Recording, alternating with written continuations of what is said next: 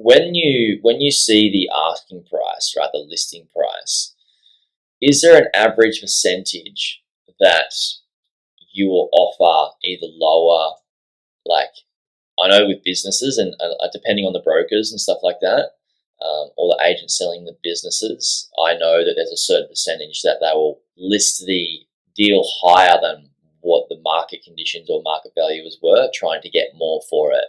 And we just know by association and looking at so many deals that there's a percentage, like typically the value of the businesses are typically a few percent lower or more depending on the broker. So is it similar in property where you see an average decrease in the value, like between the value and the listing price? No. Asking price? Okay, no. All right. Straight up, no. Damn. It's because, we were just talking about this, Scott and I, in the office yesterday, actually. Oh, cool. And just how every single deal is always completely different. So you're competing with a different market, a different property, and a different agent every single time. There's so many different variables. Like there's definitely ones that have similar tactics where the guide price is used as bait to put out there. People see, that's $2.5 million. That's within my price range. Let's go and see it. They're guiding it. We've got 2.6. This is definitely worth seeing. This is amazing. I can't believe they're actually asking $2.5 million for this. This is a steal. Well, guess what? It's bait to get you in there, those lower price people, to build that competition. And then therefore they use that to drive up the price for the final purchaser through comments like, we've got an offer coming in. We've got 14 groups through, a lot of interest.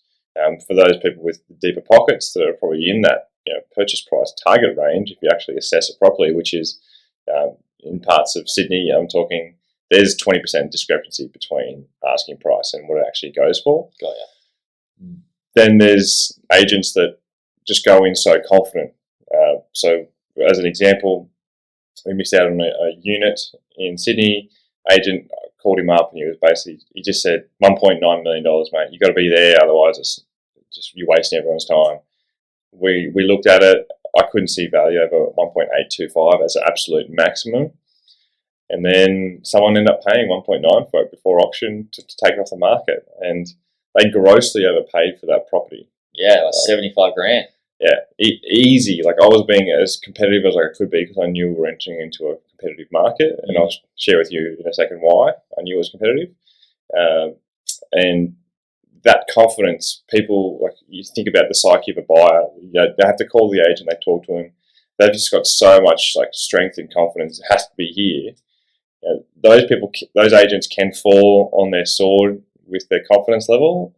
However, it's just their tactic and their personality. What they like to just push people to that limit. So just constantly putting into their mind, if you want this, it's got to be 1.9. It's got to be 1.9.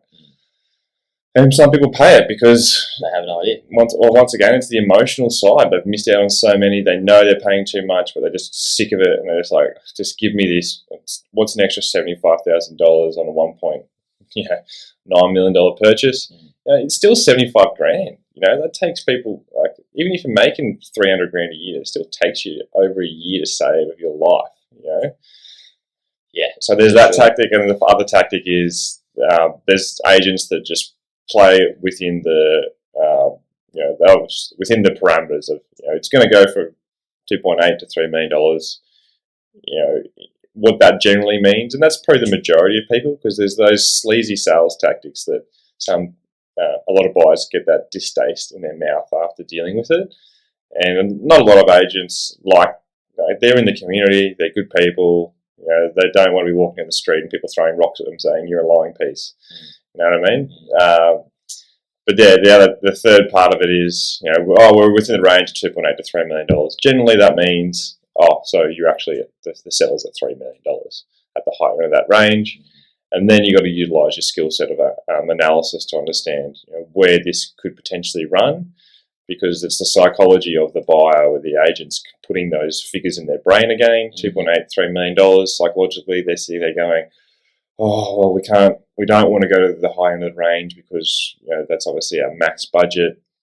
But then when you get into the pressure cooker environment, people are sitting there and they're just like, oh, what's the next $25,000? And the other person's going, what's the next $20,000? And then that's how you get, that's what prices. Well, that's how sales agents are good at what they do. They know how to control that emotional buyer and get them to where they want them to be. Yeah. And there's an art in it. They train in it. So you're going up against trained sales agents when you're buying, and also when you're selling your own property. Like, they train in all these scripts and dialogues to extract this emotional premium out of you. Yeah.